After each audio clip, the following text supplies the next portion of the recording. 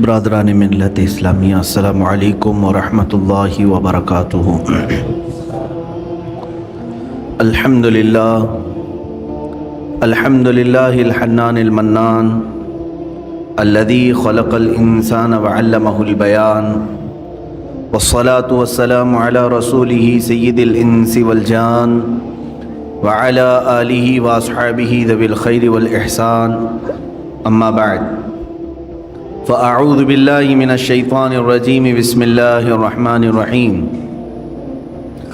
یا ایہا الذین آمنوا کلوا من طیبات ما رزقناکم واشکروا للہ ان کنتم ایاہ تعبدون، صدق اللہ مولانا العظیم۔ بارگاہ رسالت مآب صلی اللہ تعالی علیہ وسلم میں درود پاک کا ہدیہ پیش کریں۔ اللہم صلی علی سیدنا و مولانا محمد معدن الجود والکرم وآلہ واصحابہ الکرام وابنہ الکریم وبارک وسلم صلاة دائمة سرمدا ابدا۔ عزیزان گرامی وقار،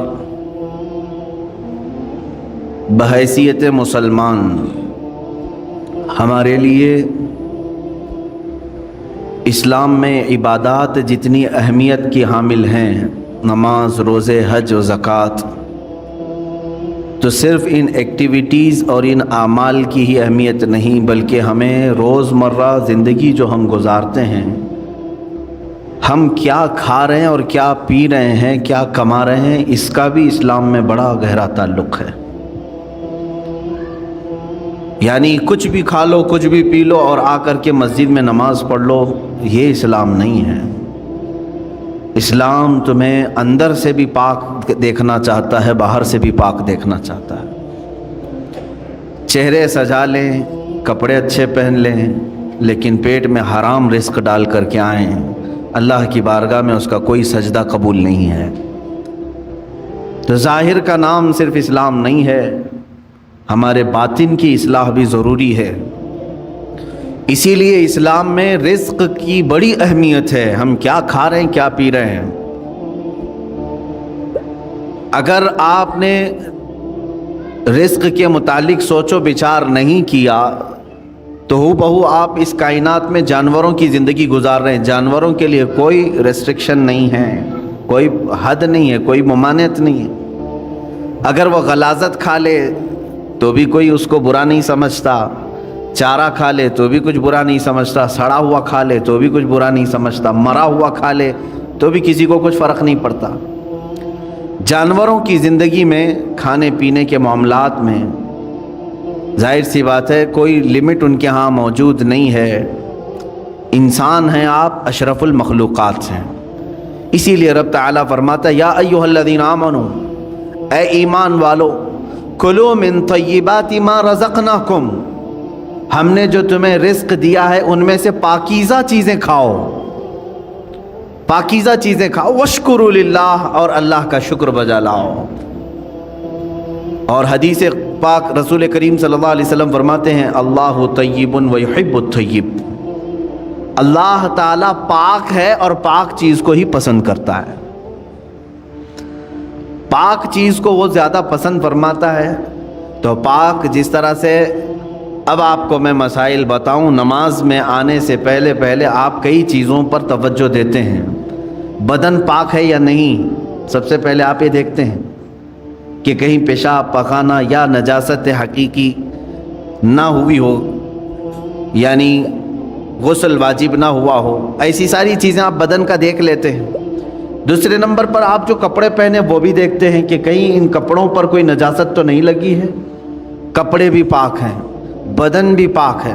پھر جہاں نماز پڑھنے کے لیے کھڑے ہیں وہ جگہ دیکھتے ہیں یہ پاک ہے کہ نہیں ہے، کتنی پاکی کا اہتمام ہے۔ ایک نماز، ایک سجدہ ادا کرنے سے پہلے بدن کا غسل سے ہونا، وضو سے ہونا، کپڑوں کا پاک صاف ہونا، اور پھر اس جگہ کا بھی پاک ہونا ضروری ہے۔ یہ شرائط نماز میں سے ہے۔ اگر ان میں سے کوئی ایک چیز بھی ناپاک رہی تو نماز ہوگی نہیں۔ بدن ناپاک تھا یا کپڑے ناپاک تھے یا وہ جگہ ناپاک تھی جہاں نماز پڑھ رہے ہیں، نماز ہوگی نہیں۔ میرے عزیزو، ہم جب ان چیزوں کا اہتمام کرتے ہیں تو یہ تو ظاہری احکام ہوئے جو شریعت نے ہمارے اوپر رکھے ہیں، اور حدیث پاک میں اللہ تعالیٰ کے حبیب صلی اللہ علیہ وسلم فرماتے ہیں ان اللہ لا ينظر الى صورکم بل الى قلوبکم، اللہ تمہاری صورتوں کی طرف نہیں دیکھتا، تمہارے دلوں کی طرف دیکھتا ہے۔ اب تم مسجد میں آ رہے ہو، بدن بھی پاک کر کے آئے، کپڑے بھی پاک کر کے آئے، اور جگہ بھی پاک ہے جہاں نماز پڑھ رہے ہیں، لیکن جسم کے اندر حرام غذا لے کر کے آئے ہیں، ناپاک چیزیں کھا کر کے آئے ہیں، جس چیز کے اللہ نے اور اس کے رسول نے منع فرمایا وہ چیزیں اپنے جسم کے اندر لے کر کے آئے، تو یوں ہی سمجھ لو میرے عزیزوں کہ اندر کی غلاظت سے آپ نے اپنے آپ کو صاف نہیں کیا، باہر صرف صاف ہو گئے۔ اسی وجہ سے نمازوں کا کما حقہ لطف بھی نہیں مل پاتا، عبادتوں کا وہ ذوق بھی نہیں آ پاتا۔ اس کی وجہ کیا ہے؟ اندر سے یہ خرابی موجود ہے، اوپر سے جتنی لیپا پوتی کر لیں ہیں۔ اس کی مثال یوں ہی ہے، آپ نے اپنے جیب میں سڑے ہوئے گوشت کے ٹکڑے رکھے ہیں، مردہ رکھا ہوا ہے، ظاہر سی بات ہے ایک مردہ اور یہ سڑے ہوئے گوشت کی بدبو کتنی ہوتی ہے، یا غلاظت اپنی جیب میں رکھے ہوئے ہیں، اوپر سے عطر پر عطر لگا رہے ہیں، عطر پر عطر لگا رہے ہیں۔ جتنا بھی عطر لگاؤ وہ اندر کی غلاظت کی بدبو آ ہی جاتی ہے، اور کبھی ایسا ہوتا ہے کہ اس عطر کا بھی فائدہ نہیں ہوتا، وہ مکس ہو کر کے کوئی اور ہی بو بن جاتی ہے، کوئی اور ہی مہکانے لگ جاتی ہے۔ عزیزان گرامی، ہم اپنے اندر کی غلاظتوں کو رکھ کر کے اگر نماز، روزے، زکوٰۃ یہ ساری چیزیں کرتے رہیں تو ایسی ہی ہے کہ یہ عبادتوں کا کما حق فائدہ نہیں اٹھا پاتے، نمازوں میں لطف کیوں نہیں مل پاتا، سجدوں میں یہ تڑپ کیوں نہیں آ پاتی، دلوں کی پاکیزگی اور حلال رزق کی جو اہمیت اسلام میں ہے اس کی طرف توجہ نہ دینے کی وجہ سے یہ ساری چیزوں کی خرابی آتی ہے۔ کسی نے کہا تھا آپ تو کہتے ہیں قرآن میں ہے، اللہ نے فرمایا ان الصلاۃ تنہا عن الفحشاء والمنکر، بے شک نماز ہر بے حیائی اور برائی سے روکتی ہے۔ ادھر نماز پڑھ رہا ہے ادھر چپل چوری کر رہا ہے، ادھر نماز پڑھا ادھر فوراً باہر نکلتے ہی اجنبی عورتوں پر نظر ڈال رہا ہے، تو کہاں اس کی نماز نے تو بے حیائی سے اسے روکا ہی نہیں۔ قرآن کہہ رہا ہے نماز بے حیائی سے بچاتی ہے، برائی سے بچاتی ہے۔ ظاہر سی بات ہے آپ کا سوال حق ہے، نماز بے حیائی اور برائیوں سے بچاتی ضرور ہے، اس میں نماز کا قصور نہیں میرے عزیز۔ نماز کو جس انداز سے پڑھنے کا حکم دیا گیا تھا وہ نماز تم نے اگر پڑھ لیا ہوتا، ظاہر بھی پاک ہو باطن بھی پاک ہو، پھر دیکھو تمہیں نماز صرف بے حیائی اور برائیوں سے بچاتی نہیں بلکہ مولا کے قرب تک پہنچاتی ہے، اللہ رب العزت کے قرب تک پہنچاتی ہے۔ صاف سی بات ہے میرے عزیزو، اللہ کے حبیب صلی اللہ تعالیٰ علیہ وسلم کی ایک حدیث پاک میں ذکر کرتا ہوں آج۔ حضور اکرم صلی اللہ تعالیٰ علیہ وسلم ارشاد فرماتے ہیں، اے میرے صحابہ، عنقریب تم دیکھو گے میری امت پر ایک ایسا زمانہ آئے گا کہ لوگ حلال و حرام کی تمیز بھول جائیں گے، جو ہاتھ میں آیا وہ کھا لیں گے، اور یہ وہ زمانہ ہوگا کہ صبح مومن ہوں گے شام میں کافر ہو جائیں گے، رات کو مومن سوئیں گے صبح کافر اٹھیں گے، یصبح مؤمنا ویمسی کافرا۔ یہ وہ زمانہ آ گیا ہے میرے عزیزو، امت کا اکثر حصہ آج حلال و حرام کی تمیز بھول چکا ہے۔ ایک بات میں آپ کو بتاؤں، اللہ تعالیٰ نے قرآن پاک میں جو ہمارے لیے احکام بیان کیے کہ کون سی چیز تمہارے لیے سوٹیبل ہے، مجھے یہ بتاؤ کہ وہ ہمارا خالق ہے یا نہیں؟ اسی نے پیدا کیا ہے ہمیں، اور وہی بہتر جانتا ہے کہ ہمارے جسم کے لیے کون سی غذا سوٹیبل ہے۔ جس نے بنایا وہی بہتر جانتا ہے نا۔ جب اس نے قرآن پاک میں ہمارے لیے فرما دیا کہ تمہارے لیے حلال سوٹیبل ہے، صرف پاکیزہ غذائیں، اور اس نے تو تمہارے لیے اتنا اہتمام فرمایا، تفسیر میں نے پڑھا اللہ رب العزت نے اس اشرف المخلوقات کو اتنی عزت دی ہے کہ زندگی میں اگر سب سے زیادہ ضرورت کسی چیز کی ہوتی ہے تو کھانے پینے کی ہوتی ہے۔ بغیر کھائے پیے کون زندہ رہتا ہے؟ آپ بغیر کپڑوں کے رہ لیں گے، بغیر مکان کے رہ لیں گے، بغیر پیسوں کے رہ لیں گے، لیکن بغیر کھانے پینے کے بہت کم دن تک آپ رہیں گے۔ یہ سب سے زیادہ ضروری چیز ہے آپ کے لیے، کھانا پینا، ہوا پانی۔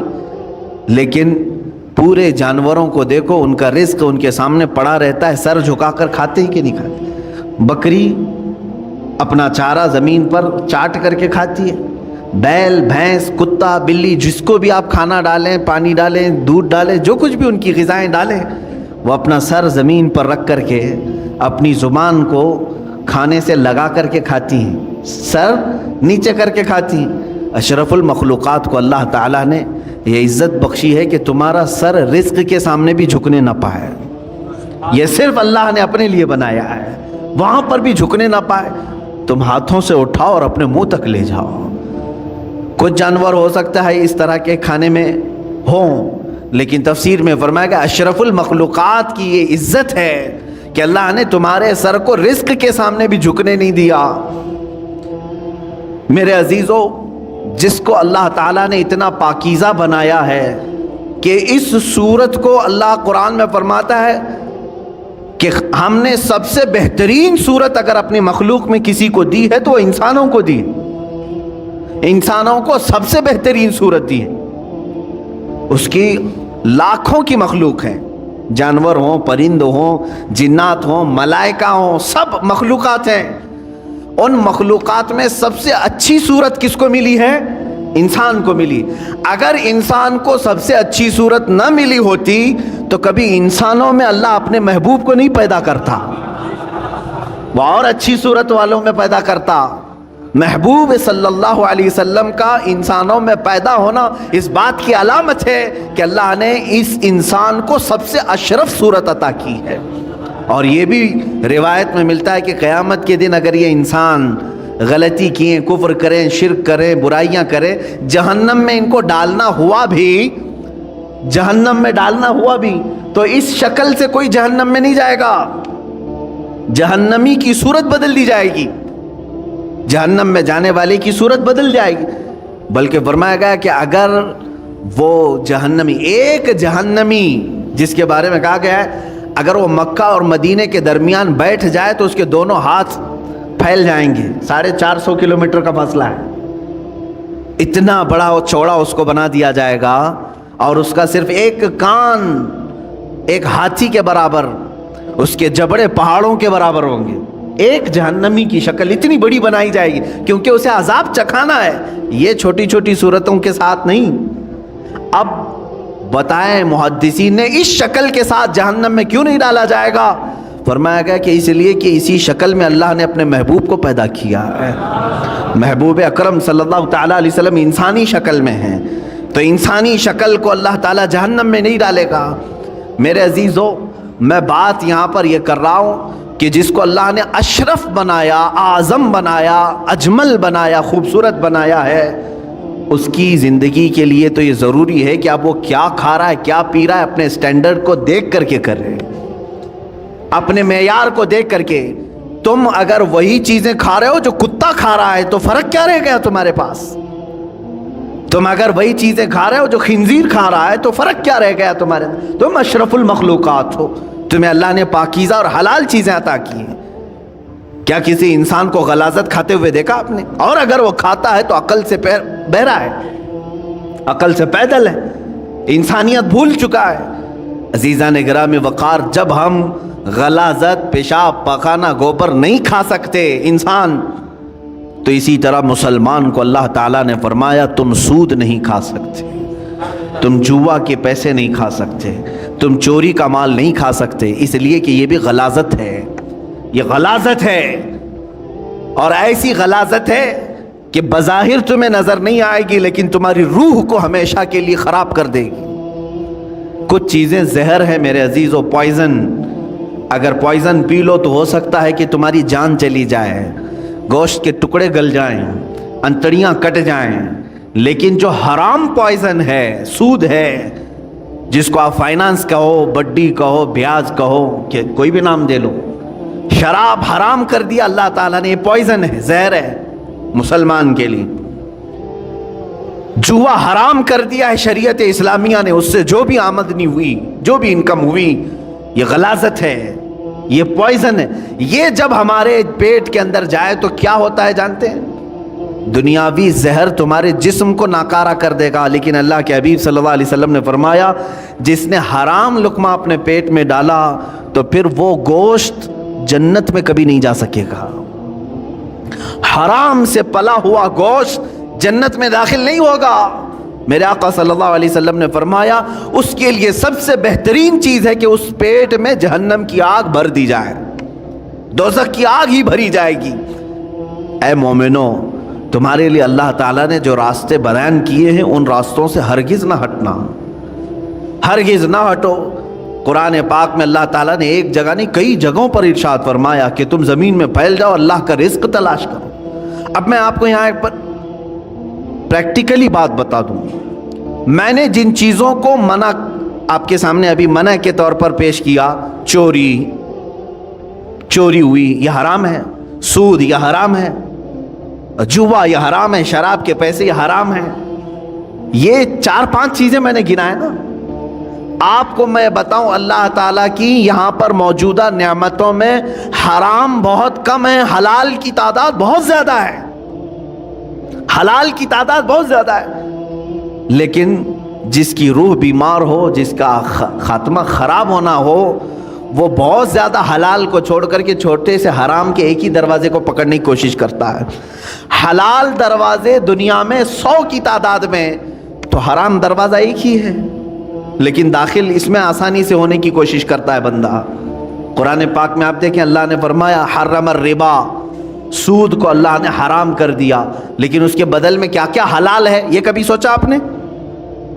سود حرام ہے، بڑھا کر کے پیسہ لینا، بیاج یہ حرام ہے، اللہ نے فرما دیا، لیکن کیا اس کے علاوہ کوئی دوسرا راستہ ہے ہی نہیں پیسے کمانے کا؟ اللہ تعالیٰ نے فرمایا تجارت تمہارے لیے حلال ہے، ملازمت تمہارے لیے حلال ہے، کھیتی باڑی تمہارے لیے حلال ہے، نوکری تمہارے لیے حلال ہے۔ تم یہ تمام راستے، ایک سود کو حرام قرار دیا اور کئی راستے حلال کے اللہ نے خود تمہیں بتائے۔ مشارکت ہے، پارٹنرشپ کر لو، مزاربت ہے، نفع میں حصہ داری مقرر کر لو، یہ حلال طریقے بتائے۔ شراب کو اللہ نے حرام کر دیا تو کیا پوری دنیا کی پینے والی چیزیں سب حرام ہو گئی؟ ایک کو اللہ نے فرمایا حرام ہے شراب، جس سے نشہ ہے، بدلے میں اللہ تعالیٰ نے ہزاروں چیزوں کو رکھا۔ دودھ پی لو حلال ہے، شربت پی لو حلال ہے، مٹھائیاں کھا لو حلال ہے۔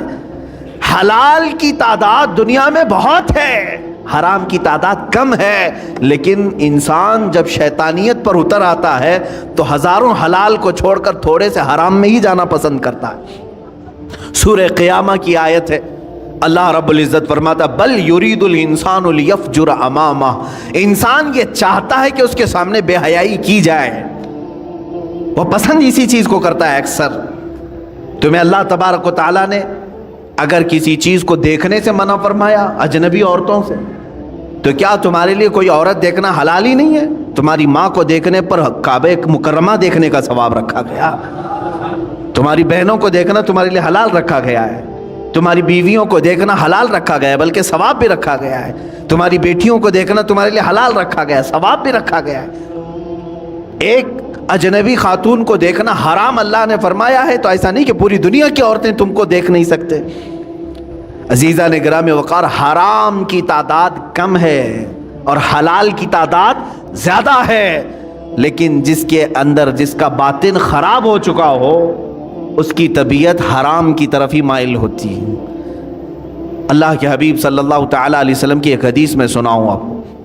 موسیٰ کلیم اللہ علیہ الصلاۃ والتسلیم کوہ طور پر جا رہے تھے، ایک بندے کو آپ نے روتے ہوئے گڑ گڑاتے ہوئے دیکھا، وہ دعا کر رہا تھا، اور کیسے دعا کر رہا تھا، اتنا رو چکا تھا وہ کہ اس کے کپڑے بھیگ چکے تھے آنسوؤں سے، اس کے آنسوؤں سے کپڑے بھیگ چکے تھے، رو رو کر کے زار و قطار وہ دعائیں کر رہا تھا۔ موسیٰ علیہ السلام جلیل القدر پیغمبر ہے، انہیں ترس آ گیا اس پر۔ طور پر جانے کے بعد اللہ کی بارگاہ میں انہوں نے اس کی سفارش کی، اے مولا وہ بندہ جو کوہ طور کے نیچے بیٹھا ہے تجھ سے اتنی دیر سے مانگ رہا ہے کہ آنسوؤں سے اس کے کپڑے تر ہو گئے ہیں، اس کی دعا سن لے مولا، اس کی دعا قبول کر لے۔ رب تعالیٰ نے فرمایا اے موسیٰ مانگتے مانگتے اس کے ہاتھ آسمان کو پہنچ جائیں، روتے روتے وہ مر بھی جائے تو میں اس کی دعا قبول نہیں کروں گا۔ موسیٰ علیہ السلام نے عرض کیا مولا ایسا اس نے کیا کیا؟ رب تعالیٰ فرماتا ہے کہ اس لیے کہ اس کے بدن پر کپڑے حرام ہیں اور پیٹ میں لقمہ حرام ہے، حرام کا لقمہ اس کے پیٹ میں ہے اور حرام کا لباس اس کے جسم پر ہے، میں اس کی دعا کو اس کی موت تک قبول نہیں کروں گا۔ दुआएं नहीं जाती हैं, बारे इजाबत तक नहीं टकराएंगी। दुआओं के कबूल होने की शराइत कभी आपने पूछा किसी से जा करके? ये शिकायत तो सबकी है, बहुत दुआ किया, बहुत वजीफे पढ़े, अब तक कुछ भी नहीं असर हुआ, कुछ भी नहीं कबूल हुआ। कभी उसके न कबूल होने के अलामात या शराइत क्या है दुआ कबूल होने की, ये आकर के कभी आपने पूछा? सबसे पहली शर्त है दुआओं के कबूल होने की, हलाल खाए और सच बोले, हलाल खाए और सच बोले। अल्लाह के हबीब सल्लल्लाहु अलैहि वसल्लम ने एक सहाबी को ये अमल बताया, कहा अगर तुम चाहते हो कि हर दुआ तुम्हारी कबूल हो जाए तो मुस्तजाबुद दावत बन जाओ, तो दो चीज़ों की पाबंदी करना, ज़ुबान से सच बोलना और मुंह से हलाल लुक़मे खाना। फिर कोई वजीफ़ा करो ना करो, अल्लाह तुम्हारी हर दुआ कबूल करेगा, मुस्तजाबुद दावत बनोगे। यहाँ आज वो हदीस सादिक़ आ रही है मेरे अजीज़ों, जो अल्लाह के हबीब सल्लल्लाहु अलैहि वसल्लम ने फरमाया, ऐ मेरे सहाबा अनकरीब तुम देखोगे उम्मत पर मेरे एक ऐसा ज़माना आएगा कि मेरी उम्मत हलाल और हराम की तमीज़ भूल जाएगी, ख़त्म कर देगी। वो ज़माना मैं अब आँखों से देख रहा हूँ। आज उम्मत मुस्लिमा को पूरी दुनिया ने सूदी कारोबार पर लगा कर रखा है। हकीकत में आपको बताऊं, आज यहूदियों का सबसे बड़ा निज़ाम, दज्जाली निज़ाम, ये क्रेडिट पर जो चल रहा है, सूदी बैंकों का जो निज़ाम इन्होंने पूरी दुनिया में मुतारफ़ करवाया, पूरी दुनिया से इन्होंने हलाल का ख़ात्मा करने की कोशिश की, इसमें मुसलमान भी मुलविस हो गए। बैंकों के मसाइल अलग हैं, लेकिन तकरीबन पूरी दुनिया को इन्होंने सूद पर लाकर खड़ा कर दिया, सूद पर लाकर खड़ा कर दिया। और सूद की नहुसत ऐसी है कि जो बंदा इसमें डूब गया वो नहुसतों में गिरफ्तार हो गया। अल्लाह और उसके फरिश्ते उस बंदे से अपनी नज़र हटा लेते हैं जो सूद की बला में मुलविस हो जाता है। लिया है किसी से, सूद पर पैसा इस्तेमाल कर रहा है और बड्डी भर रहा है, अल्लाह तबारक व तआला उस बंदे पर रहम नहीं फरमाएगा। लेकिन ये है, मैंने पढ़ा है, सुल्तान अब्दुल हमीद सानी रहमतुल्लाह ताला अलैह, खिलाफत उस्मानिया के एक अजीम सुल्तान का नाम है, खलीफा का। एक दिन आपने अपने वज़ीर से कहा फ़लाँ साहब हैं उनको बुलाइए। कोई दुकानदार थे तो वज़ीर ने बुलाया, वो अंदर आए। सुल्तान ने अपनी जेब से कुछ पैसे निकाले और कहा कि ये आपका पूरा हो गया, हिसाब किताब साफ। बादशाह वक्त है, खलीफा अब्दुल हमीद सानी, जिसकी हुकूमत तकरीबन आज के 40 कंट्रीज पर थी, 40 मुल्कों पर। वो एक बनिया से दुकान के हिसाब किताब कर रहा है और पैसे वापस दे रहा है। वो जब बाहर निकला बनिया, तो वजीर ने पूछा कि आपको क्यों बुलाए थे खलीफा इस्लाम, आपको क्यों बुलाए थे? क्या? कहा मेरा उनके ऊपर कुछ कर्जा बाकी था, मुझसे उन्होंने कर्जा लिया था, वो लौटाने के लिए बुलाए। कहा वक्त का 40 मुल्कों पर हुकूमत करने वाला खलीफा दुकान के एक बनिया से कर्जा लिया हुआ है? तो उन्होंने कहा हाँ, वो बसा औकात मुझसे लेते रहते हैं। उसके बाद वो चला गया, इसकी परेशानी बढ़ गई। वजीर ने आकर के पूछा कि हुजूर ये क्या मामला है? वो सच कह रहा है, आपको हकीकत में ऐसे चंद सिक्कों की या पैसों की ज़रूरत पड़ गई? मेरे अजीज़ों, सूद के बदले में इस्लाम ने क्या दिया है? बादशाह खलीफा सुल्तान अब्दुल हमीद सानी, अल्लाह उन पर रहम फरमाए, फरमाते हैं मैंने एक हदीस पढ़ी थी अल्लाह के रसूल सल्लल्लाहु ताला अलैहि वसल्लम की, कि बंदा अपनी ज़रूरतों के तहत अगर किसी से कर्ज़ हसन लेता है तो अदा करने की नीयत हो, लिया है अदा करने की नीयत हो, तो अदा करने के ज़माने में जितनी दिन तक वो कोशिश करता रहेगा, अल्लाह के नज़दीक वो रहम करने वाला बंदा पाया जाएगा। खुसूसी नज़र अल्लाह की उस पर होगी कि ये बंदा कर्ज में डूबा हुआ है लेकिन देने की नीयत किया हुआ है। मैं हमेशा इस बनिया से थोड़े से ये कर्ज इसलिए ले लेता हूँ कि अल्लाह मुझ पर नज़र रखे, अल्लाह रब्बुल इज़्ज़त मुझ पर नज़र ख़ास रखे, क्योंकि उस बंदे पर अल्लाह रहम फरमाता है, हाँ देने की नीयत किया हो। और हदीस पाक में ये भी है कि कर्ज लिया है देने की नीयत से और वो कोशिश में लग गया दूसरे ही दिन से, मुझे देना है मुझे देना है, फरमाया अल्लाह ताला सारे फरिश्तों को उसकी मदद में लगाता है कि इसके लिए रास्ते खोल दो, कहीं से भी आ जाए इसलिए कि इसका बोझ उतर जाए। اس سے قبل بھی میں نے شاید بتایا ہو اس بات کو. اور جس کی نہ دینے کی نیت ہو, پیسہ لیا ہڑپ گیا, اس کے لیا کھا گیا, قرض ادا کرنے کی نیت نہیں, اس کے لیے بھی سن لو. فرمایا گیا کہ اگر دینے کی نیت نہ ہو تو اللہ تعالیٰ اس پر دروازے بند کرتا ہے. محتاجی پر محتاجی, محتاجی پر محتاجی آئے گی. یہ کبھی نہ سمجھنا کہ اس قرضے کے بعد سب چکتا ہو جائے گا. ان قریب تم دوسرا اس سے بڑا قرضہ کسی اور سے لوگے, اس کے بعد تیسرا کسی اور سے لوگے. اس نحوست میں تمہاری موت آ جائے گی, تمہاری محتاجی نہیں جائے گی. ایک قرض اگر چکانے کی نیت نہ ہو, 100 قرضوں کا بوجھ تمہارے اوپر آ جائے گا, ذلیل ہو کر کے مریں گے دنیا سے. قرض ادا کرنے کی اگر نیت نہ ہو تو اس کے لیے وعید ہے. بہرحال میرے عزیزو, میں رزق حلال کی بات کر رہا ہوں. مسلمان اگر حرام کی طرف جاتا ہے تو یہ اسے زیب نہیں دیتا. جو اللہ اور اس کے رسول صلی اللہ تعالیٰ علیہ وسلم کو دل و جان سے مانتا ہو, اللہ کی بارگاہ میں سجدہ ریز ہوتا ہو اور اللہ کی حمد و ثنا بیان کرتا ہو اپنی زبان سے, اس زبان کو ہرگز یہ زیب نہیں دیتا کہ وہ اپنی زبان سے حرام لقمے اپنے پیٹ میں اتارے, حرام لقمے پیٹ میں اتارے. حضرت عبداللہ بن مبارک رحمۃ اللہ تعالیٰ علیہ فرماتے ہیں کہ نہیں, ان کا ایک واقعہ یوں بیان کیا گیا, جب آپ کا انتقال ہو گیا تو کسی نے آپ کو خواب میں دیکھا, پوچھا اے ابن مبارک اللہ تعالیٰ نے آپ کے ساتھ کیا معاملہ فرمایا؟ فرماتے میں تو بخشا گیا, میں بخشا گیا ہوں, لیکن میرے گھر کے سامنے ایک لوہار رہتا تھا, لوہے کا کام کرنے والا, اللہ نے میرے سے زیادہ اسے بلند مرتبہ عطا کیا ہے, مقام اس کا بلند ہو گیا ہے. تو لوگ جنہوں نے خواب میں دیکھا علماء سے کہا کہ ایسے ایسے ہم نے خواب دیکھا, کہا کہ وہ لوہار ہے کہ حقیقت میں؟ کہا ہاں ہے. جا کر کے پوچھا گیا, اس کا بھی انتقال ہو چکا تھا, اس کی بیوی سے پوچھا گیا تیرا شوہر ایسا کیا کرتا تھا؟ کہا اس نے کہ وہ روزانہ اپنے ہاتھوں کی کمائی کھاتا تھا, ہاتھوں سے لوہے کا کام کرتا تھا, خود کی محنت کی کھاتا تھا. اب اگر آپ پوچھ رہے ہیں بہت ساری نیکیاں کیا ہیں, تو مجھے تو ایسی کچھ نظر نہیں آئی. 2 چیزیں تھی اس کی, 2 چیزیں تھی. کہا کیا؟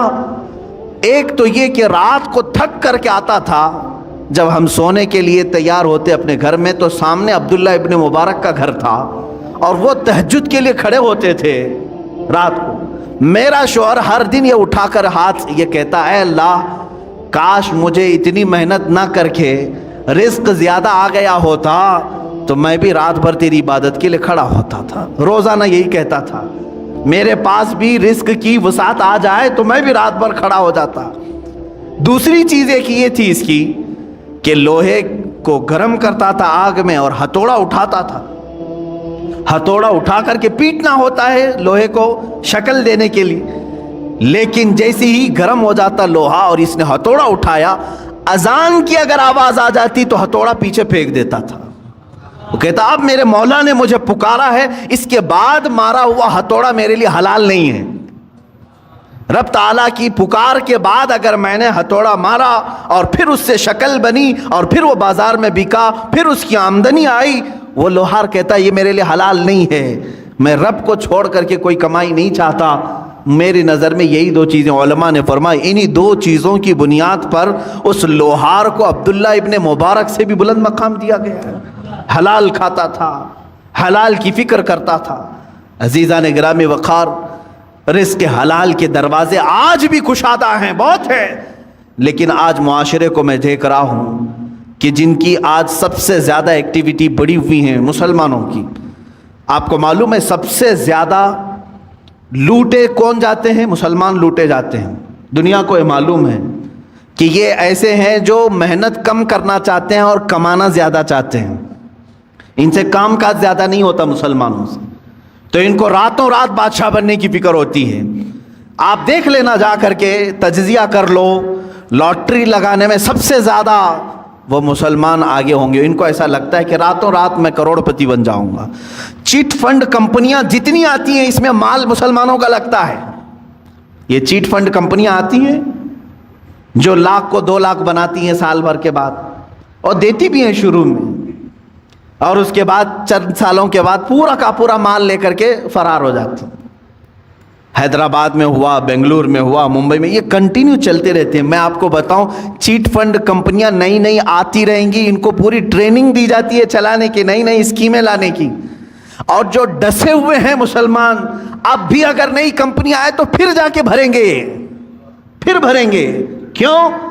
حلال کھانے کی جب فکر نہ ہو، محنت کرنے کی جب عادت نہ ہو، تو شیطان اسی طرح سے ان کے ذہن کو ورغلاتا ہے اور راتوں رات اپنے پورے پیسے لگا کر کے ڈبل چاہتے ہیں. یہی تو سود ہے، یہی تو بیاج ہے جو حرام کھانے کی فکر ہے. اور آج کرکٹ کی دنیا میں جو پیسے لگائے جا رہے ہیں، اور جان بوجھ کر کے اس زمانے میں مسلمانوں کو، نوجوانوں کو اس میں مبتلا کیا گیا ہے کہ تمہارا مال ختم ہو جائے. حیرت کی بات ہے کہ پہلے شرم محسوس کرتے تھے لوگ بیاج کہنے کو، سود کہنے کو، گیمبلنگ کہنے کو، جوا کہنے کو. کرکٹ کے نام پر دنیا تمہیں جوئے میں ملوث کر رہی ہے اور تم خوشی سے کھیلے جا رہے ہو. یاد رکھو، جس نے جوئے کو دیکھا، جوا بازی کیا نہیں، کھیلا نہیں، دیکھتا رہا، اللہ رب العزت کا عذاب اسے گرفتار کرے گا. سب سے بڑا عذاب اللہ کا یہ ہے کہ موت سے پہلے ایمان چھین لیا جائے. خطرناک عذاب ہے اللہ کا. جوا اللہ رب العزت کی بارگاہ میں ہرگز پسند نہیں. انما الخمر والمیسر والانصاب رجس من عمل الشیطان. اللہ فرماتا ہے شیطان کی غلاظتوں میں سے ہے یہ جوا، شیطان کی غلاظتوں میں سے، شیطان کے پخانوں میں سے ہے. یہ اتنی غلیظ چیز ہے جس کو آج فخر کے ساتھ کر رہے ہیں. بیٹنگ لگانا، بکنگ کرنا، اور آج کرکٹ کے نام، آئی پی ایل کے نام پر. اب یہ دیکھیں، پہلے تو گورنمنٹ میں بھی اس طرح کا جرم سمجھا جاتا تھا نا. بیٹنگ کرنا اور پیسے لگانا، میچ فکسنگ کرنا، یہ سب جرم سمجھا جاتا تھا. بلکہ آج تو یہ ہے کہ اسی نام پر یہ کھیل چل رہے ہیں، اسی نام پر. مجھے ہمارے ایک بچے نے کہا کہ اب تو ایپ بنا دیا گیا ہے، ایپلیکیشن، کہ کہیں ادھر ادھر ایجنٹوں کو پیسے دینے کی ضرورت نہیں. ایپلیکیشن بن کر کے آیا ہے، اسی میں آپ پیسے ڈال دو اور میچ میں جتنے پیسے لگانا ہے لگاؤ. شروع میں جو لگاتا ہے اسے لگ کر کے بھی آ جاتے ہیں اور یہ خوش ہو جاتا ہے نوجوان، میں نے 500 لگایا تھا، 1000 آ گئے میرے پاس. اللہ کی پناہ میرے عزیزو، تمہارا ایمان غارت ہو جائے گا، ختم ہو جائے گا. یہ میچ فکسنگ کے معاملات، بکنگ، بیٹنگ، یہ پورا کا پورا جوا کھیل رہے ہیں بچے ہمارے. سنو حدیث پاک، میرے آقا صلی اللہ تعالیٰ علیہ وسلم نے فرمایا، جو سود کھایا یا جوا کھیلا، توجہ، جوا کھیلا، میں خالی کرکٹ کی بات نہیں کر رہا ہوں. ہمارے بچے اپنی فٹنس کے لیے بہت سارے کھیل کھیلتے ہیں، میں نے کبھی ان کو نہیں روکا. آپ ورزش کی نیت سے بہت ساری چیزیں، لیکن وہی پیسہ لگا کر کے کھیلا، جوا ہو گیا. جوا ہو گیا، پورا کا پورا جوا ہے، گیمبلنگ ہے. حدیث پاک میں ہے، جو جوا کھیل کر کے آیا، سود کا لقمہ کھا کر کے، اگر وہ مسجد میں آ بھی گیا اور وضو کیا، میرے آقا فرماتے ہیں اس نے خنزیر کے خون سے اپنے ہاتھ اور پیروں کو دھویا ہے. اس نے اپنے چہرے کو اور اپنے ہاتھوں کو خنزیر کے، غلیظ جانور کے خون سے رنگا. اس کا کوئی وضو نہیں ہے، اس کی کوئی نماز نہیں ہے. اے مسلمانوں، کیا تم یہ چاہتے ہو کہ تمہاری عبادتیں منہ پر مار دی جائیں؟ بچوں کو آج مجھے بیدار کرنے کی ضرورت ہے، اس لیے میں نے آج گفتگو کی. اے میرے عزیزو، یہ دنیا جو تماشے دکھا رہی ہے، یہ تماشے ہیں. یہ جو دنیا لہو و لعب کی باتیں کر رہی ہے، قرآن نے بہت پہلے فرما دیا، انما الحیات الدنیا لہو و لعب. دنیا کی پوری زندگی کھیل کود ہے، تماشا ہے. چند دنوں کے بعد ویرانی آ جائے گی، چند دنوں کے بعد سناٹا ہے. بعض بزرگوں نے یہ فرمایا، پوری دنیا کی مثال اسٹیڈیم کی طرح ہے، کھیل کی طرح ہے. پلیئرز آ رہے ہیں، لوگوں کے دیکھنے کی بھیڑ جمع ہے، آوازیں ہو رہی ہیں. کھیل ختم ہوا، ساری سیٹیں خالی، پلیئر بھی چلے گئے، بچا کیا؟ خالی گراؤنڈ. تمہاری زندگی دنیا میں ایسی ہی ہے، تم آئے ہو ہنسی خوشی کھیل کود سب چیزوں میں اپنی زندگی ختم کیے. اچانک ملک الموت کا پنجہ پڑے گا اور پھر جب تم قبرستان میں لے جائے جاؤ گے تو سارا کا سارا سناٹا ہوگا، کچھ نہیں. اب دنیا کا شور شرابہ کچھ نہیں. وہاں پھر سزا دینے والے فرشتوں کی چنگار سنائی دے سکتی ہے. عزیزان گرامی وقار، ہمارا جب عقیدہ آخرت پر ہے، آخرت پر، مجھے ایک بڑی اچھی بات یاد آتی ہے. ایک بڑے عالم دین تھے، ان کے متعلق میں نے پڑھا. وہ ٹرین میں سفر کر رہے تھے، سامان کچھ زیادہ ہو گیا تھا اور اس کی فیس بھرنی تھی. جو پینلٹی ہوتی ہے یا تو پھر اس کا گورنمنٹ کو بھرنا تھا چارج. ٹی ٹی جو تھا اس نے کہا مولانا صاحب رکھ لیجئے, میں ہی ہوں سفر پر, اگلے اسٹیشن تک میں ہوں, میرے بعد جو ٹی ٹی آئے گا اس کو میں نے کہہ دینا ہے, میں بتا دوں گا کہ مولوی صاحب سفر پر ہیں, وہ بھی آپ کو کچھ فائن نہیں لگائے گا اور آگے اسٹیشن تک آپ کو چھوڑ دے گا. مولانا صاحب نے پوچھا کہ وہ کہاں تک چلے گا؟ آپ تو اگلے اسٹیشن تک جائیں گے, میرے سامان کی کوئی پوچھ تاچھ نہیں ہوئی. دوسرا ٹی ٹی آئے گا جس کو آپ بولیں گے وہ کہاں تک جائے گا؟ کہا ٹرین جہاں تک جائے گی وہ ٹی ٹی رہے گا. تو انہوں نے کہا نہیں, مجھے اور آگے تک جانا ہے, مجھے اور آگے تک جانا ہے. کیا وہ ٹی ٹی وہاں تک آئے گا؟ کہا کہاں تک جانا ہے؟ کہا مجھے میدان محشر تک جانا ہے, وہاں تک جانا ہے. اگر وہ تمہارا ٹی ٹی وہاں پر بھی سفارش کر دے گا اور اللہ سے میرے اس جرم کی سزا کو کم کروا دے گا, میں خاموش بیٹھتا ہوں. تم مجھ سے چوری کروا رہے ہو. انہوں نے اپنا وہ معاوضہ بھر دیا, اور ظاہر سی بات ہے اس ٹی ٹی کے دل میں بھی خوف خدا ایسا آیا, اس نے خود بیان کیا, اس کے بعد زندگی بھر کبھی میں نے حرام لقمے کی طرف ہاتھ نہیں بڑھایا. ہمارے اسلاف اور ہمارے بزرگوں نے ہمیں یہ سکھایا ہے. آج امت کے پاس حلال لقمے بہت سارے ہیں. شیخ علی دقاق رحمۃ اللہ تعالی علیہ کی ایک حکایت میں نے پڑھی تھی. یہ پہاڑوں پر جا کر کے عبادت کرتے تھے. ایک دن پہاڑوں کے اوپر یہ لکڑیاں کاٹنے کے لیے بھی جاتے تھے, لا کر کے بیچتے تھے کاٹ کر کے. ایک دن دیکھا ایک تھیلا وہاں پڑا ہوا ہے, تھیلی چھوٹی سی, اور اس کو ہلا کر کے دیکھا تو سونے کے سکے تھے, اشرفیاں تھیں. ظاہر سی بات ہے راستے میں اگر کسی کو سونے کی اشرفیاں مل جائیں تو اس کے کیا ہے, وارے نیازیں ہیں. اور انہوں نے اٹھایا, کہا کہ دل تو نہیں چاہتا کہ اس میں سے میں اپنے لیے کھاؤں, یہ لقطہ ہے, لقطہ کے احکام الگ ہیں شریعت. انہوں نے کہا میں یہ کسی مستحق کو دے دوں گا. لے لیا, دل میں ذرا برابر خرابی نہیں آئی. نیچے آئے, پہاڑ سے اتر کر کے دیکھا ایک حبشی غلام کالا, جس کے ہونٹ چوڑے تھے, معذور تھا, ہاتھ نہیں تھے پیر تو تھے, معذور شخص تھا, بیٹھا ہوا تھا, پسینے میں شرابور تھا. شیخ علی فرماتے ہیں مجھے لگا اس سے زیادہ مستحق کون ہوگا, اس کے پاس کھانے پینے کی کوئی چیز نہیں, کچھ نہیں. آپ لے جا کر کے وہ سونے کے سکے والی جو تھیلی ہے, اشرفیوں کی تھیلی, اس حبشی غلام کو دے دیتے ہیں, لے تو اپنے خرچے کر, اس میں مزے کے ساتھ زندگی گزار. اس حبشی نے کہا اے علی دقاق, لے جاؤ اس کو, جہاں سے اٹھایا وہیں رکھو, پچھلے 1 سال سے روزانہ میں دیکھ رہا ہوں, پچھلے 1 سال سے میں اس کو روزانہ دیکھ رہا ہوں, آج تک ہاتھ نہیں اٹھایا. میرے عزیز و شیخ علی دقاق فرماتے ہیں کوئی حبشی غلام, وہ اس زمانے کے قطب تھے جنہوں نے ہاتھ لگانے کو بھی منع فرمایا. آج ہم ان اسلاف کی روشنیوں کو بھول کر کے دنیا جو ہمیں ہے یہ کرشمے دکھا رہی ہے اس کے پیچھے پڑ گئے. موبائل اپلیکیشن میں اگر تمہیں پیسے بھرنے کی بات آ گئی, سوچا آسانی سے بھر دوں گا, کوئی نہیں دیکھ رہا ہے, میں میچ میں بیٹنگ لگا دوں گا, کسی ایجنٹ کے پاس نہیں گیا, اسی اپلیکیشن میں بھر دیا, 500 کون دیکھ رہا ہے, میرے اکاؤنٹ سے کٹ گئے. یاد رکھو اللہ رب العزت علیم و خبیر ہے. لا تأخذہ سنۃ ولا نوم, جس کے پاس تمہیں فیصلہ دینا ہے اسے تو اونگ بھی نہیں آتی, نیند بھی نہیں آتی. ہم سے بچ لو گے, آج دنیا سے بچ لو گے, دوست و احباب کو چھپا کر کے تم جوا کھیل لو گے, لیکن دوست و احباب تمہارا نہ فیصلہ کرنے والے ہیں نہ تمہیں سزا و جزا دینے والے ہیں. جس کے پاس فیصلہ ہونا ہے اس کی تو شان یہ ہے کہ اسے اونگ بھی نہیں آتی, وہ غافل بھی نہیں ہے کسی چیز سے, تمہارے حالتیں, تمہارے دل کی خبریں وہ سب جان رہا ہے.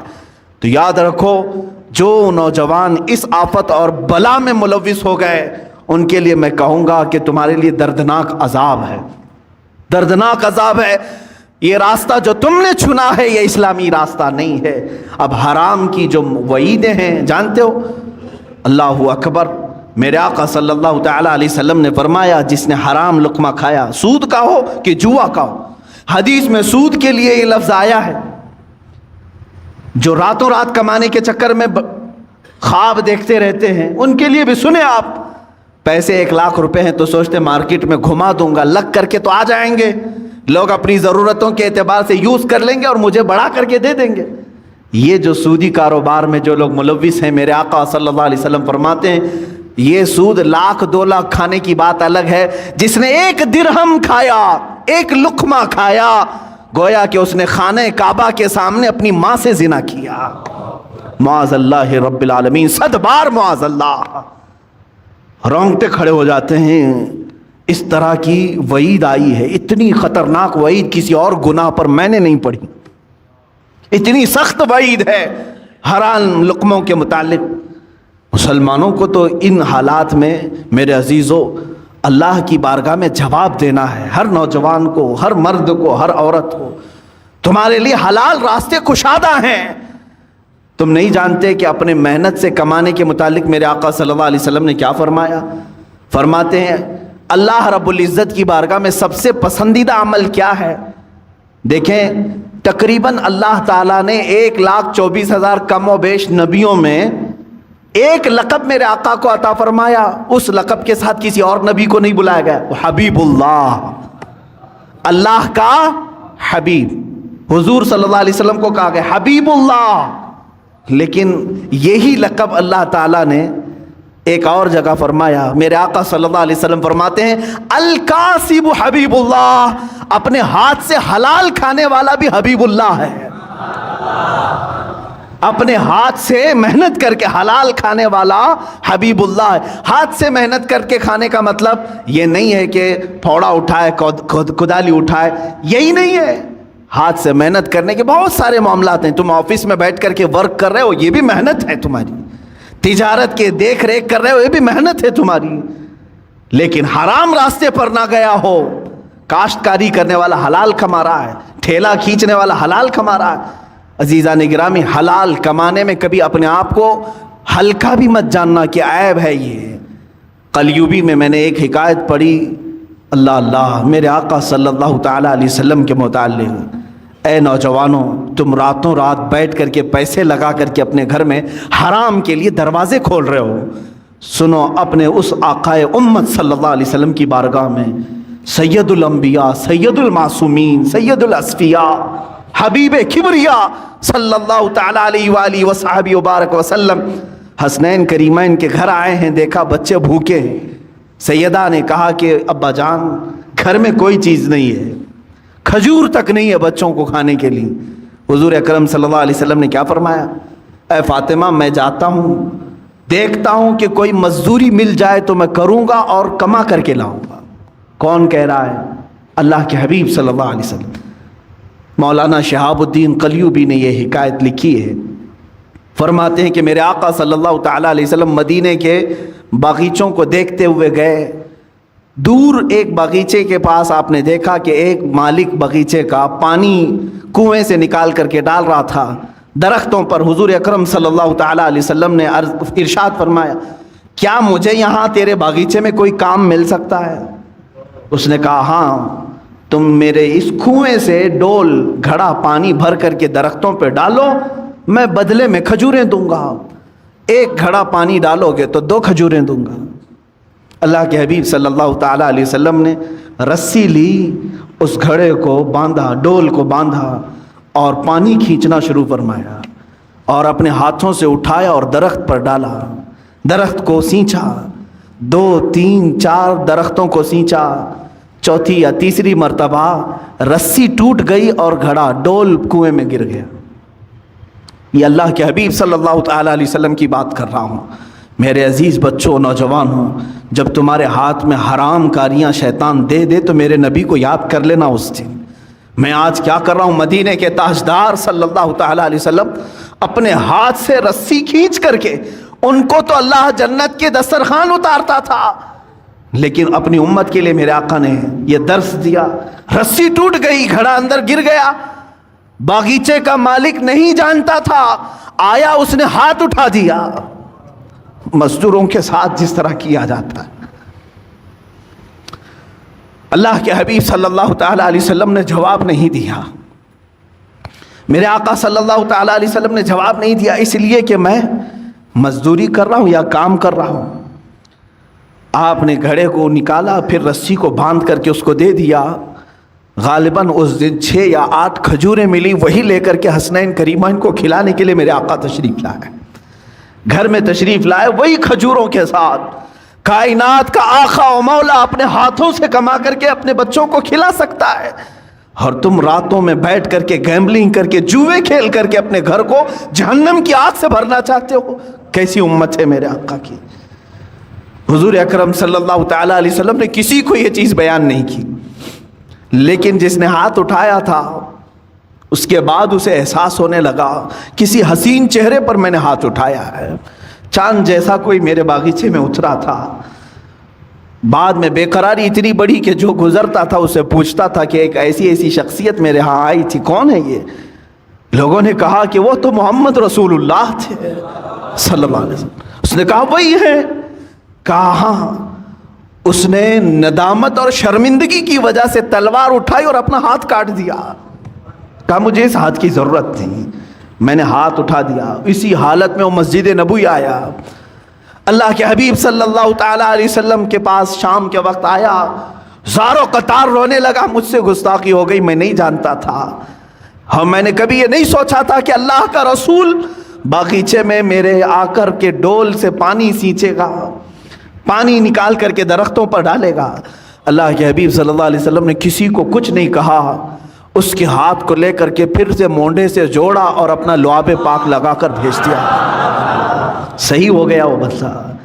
میں نے قلیوبی میں یہ بات پڑھی ہے، صرف اس لیے عرض کرتا ہوں آج بچوں کو، نوجوانوں کو، تم کو شیطان یہ راستہ دکھاتا ہے کہ تم جہنم کی آگ اپنے گھروں میں، اپنے برتنوں میں، اپنے پتیلیوں میں بھر دو حرام رزق سے، اور اللہ کا حبیب صلی اللہ تعالیٰ علیہ وسلم تمہیں یہ درس دیتا ہے، رسول کریم صلی اللہ علیہ وسلم تمہیں یہ راستہ دکھاتے ہیں کہ تمہارا گھر حلال کی برکتوں سے منور ہو جائے، تم کھاؤ نور پیدا ہو۔ جس کے گھر میں حلال رزق ہوتا ہے اس کو عبادتوں کا ذوق بڑھ جاتا ہے، اس کے سجدوں میں لذت زیادہ ہو جاتی ہے، وہ مسجد سے نکلنے کی خواہش کبھی نہیں کرتا، وہ اللہ کی بارگاہ میں ملاقات کی خواہشیں زیادہ کرنے لگ جاتا ہے۔ حلال جب جسم کے اندر نہ ہو تو پھر اس کے پیٹ میں غلاظتیں ہی زیادہ، افکار و نظریات خراب، پراگندہ اور ہمیشہ حرام کاری کرنے کی خواہشیں پیدا ہونے لگتی ہیں۔ سیم یہی مثال ہے کہ اس پیٹ میں تم غلاظت ڈالو گے، ہاتھوں اور پیروں سے غلیظ کام ہی ہوں گے۔ حلال لقمے ڈالو تو آنکھوں سے بھی نور چمکے گا، زبانوں سے بھی شہد ٹپکے گا، ہاتھوں اور پیروں سے بھی نیکیوں کے کام ہوا کریں گے۔ رزق کا بڑا اہم رول ہے اسلامی زندگی میں، اگر مسلمان اس کی توجہ نہیں کرتا تو میں سمجھتا ہوں وہ ظاہری مسلمان ہے، باطن میں جہنم کی آگ بھر رہا ہے، باطن میں دوزخ کی آگ بھر رہا ہے۔ سیدنا حبیب اعجمی رحمۃ اللہ تعالیٰ علیہ کے بھی متعلق یہی ہے، وہ سود کا کاروبار کرتے تھے، لیکن ایک دن ان کی بیوی نے دیکھا کہ گھر میں پتیلی رکھے ہیں، گوشت اور سالن چڑھا کر کے گئے، پکنے کے بعد دیکھا تو پوری کی پوری ہانڈی میں خون بھرا ہوا تھا، سود کی رقم تھی۔ بیوی نے کہا کہ یہ جب لوگوں کا سود لیتے ہو تو یہی ہوگا، ہو سکتا ہے اللہ تعالیٰ تمہیں اپنی طرف بلانے کے لیے نشانی دی ہے، ورنہ تو اکثر کو اللہ تعالیٰ نشانی بھی نہیں دیتا کہ ان کے لیے آخرت کا عذاب ہے۔ تمہیں اللہ تعالیٰ ایک موقع دیا ہے۔ اسی دن وہ توبہ کر کے اپنے گھر سے نکل گئے۔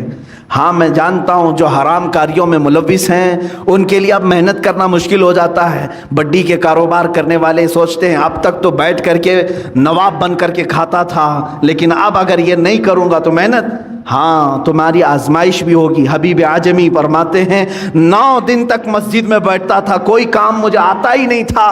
شام کو بیوی پوچھتی تھی کیا کچھ کما کر کے لائے، کہتا کہ میں ایک اچھے مالک کی ہاں خدمت کر رہا ہوں، وہ کہہ رہا ہے کل دے دوں گا، کل دے دوں گا، کل دے دوں گا۔ کسی کے ہاں خدمت نہیں کرتے تھے، مسجد میں بیٹھ جاتے تھے۔ شرمندگی تھی بیوی کے پاس بولنے کے لیے، بیوی یہی کہتی تھی صبر کر لوں گی، ایک نہ ایک دن تمہارا مالک دے ہی دے گا جس کے ہاں تم مزدوری کر رہے ہو۔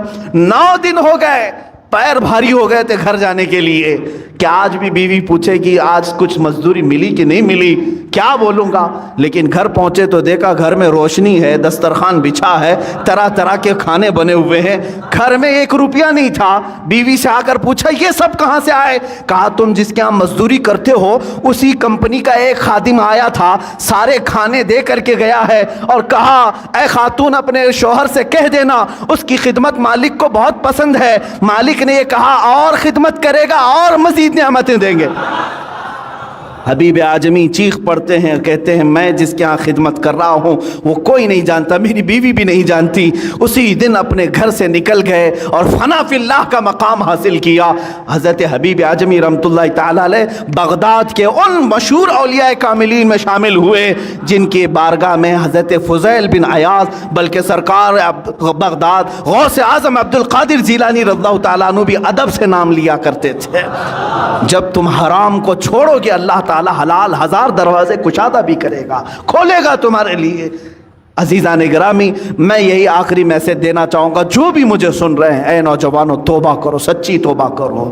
دنیا تمہارے مال سے اور تمہارے پیسوں سے اپنی اینٹیں بنا رہی ہیں اور تمہیں اس کا ذرا برابر بھی شعور نہیں ہے۔ تم ہر جگہ لوٹے جا رہے ہو، ہر جگہ تمہارے اس مال کے ساتھ کھلواڑ ہو رہا ہے۔ چٹ فنڈ کمپنیاں آتی ہیں تمہیں لوٹ کر کے جاتی ہیں، لٹیرے آتے ہیں تمہارے محلوں میں لاکھ کو 2 لاکھ کرنے کے بہانے سب کے پیسے لے کے بھاگ جاتے ہیں۔